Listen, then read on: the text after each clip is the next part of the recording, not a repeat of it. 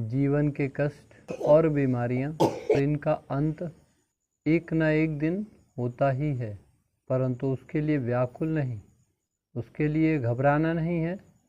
विदित कर्म जो हमारे वेदों ने, पुराणों ने, शास्त्रों ने बताए हैं, जब हम उन मार्गों पर चलते हैं, चलते ही हमारा मन शांत होने लगता है और भीतर एक प्रकार की गंभीरता, प्रकार की ऊर्जा हमारे भीतर बंधने लगती है।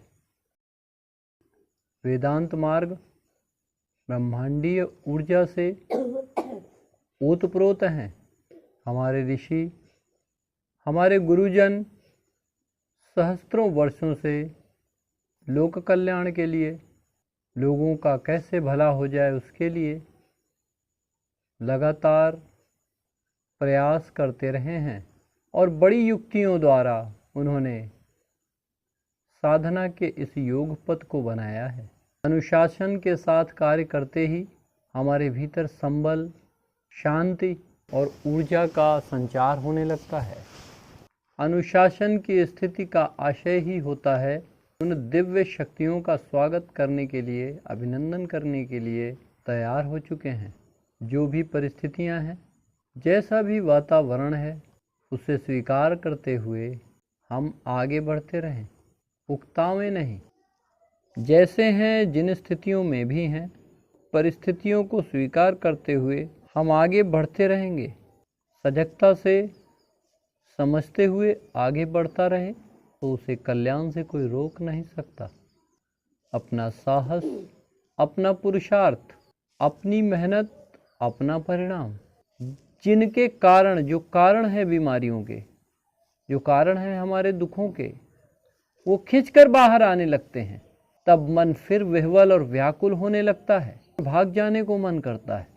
और ऐसी स्थिति में ही साधक को अपने मन को साधना होता है कि पुराने संस्कार, पुराने कर्म हमारे उदीरणा के रूप में बाहर को आते हैं और जितना जितना वो बाहर आते जाएंगे, हमारे अंदर व्याकुलता भारी होगी और जितनी जितनी उदीरणा होगी उतनी शांति आती जाएगी, उतना मन शांत होता जाएगा, उतना ही मन सुख प्राप्त करने लगेगा। ये होने ही लगेगा।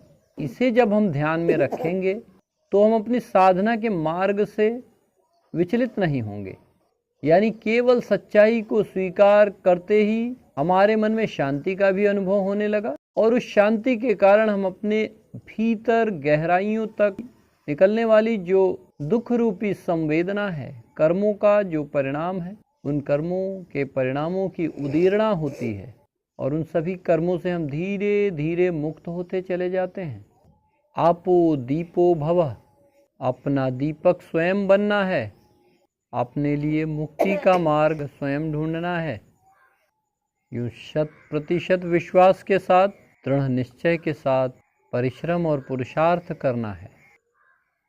सुखे दुखे समे कृत्वा लाभा लाभौ धनंजय। जो भी काम हो रहा है, चाहे वो सुख की अनुभूति हो रही हो, चाहे दुख की अनुभूति हो रही हो, दोनों में ही मन को स्थिर करना है। दोनों में सम होकर, समता के साथ हम उसे देख रहे हैं।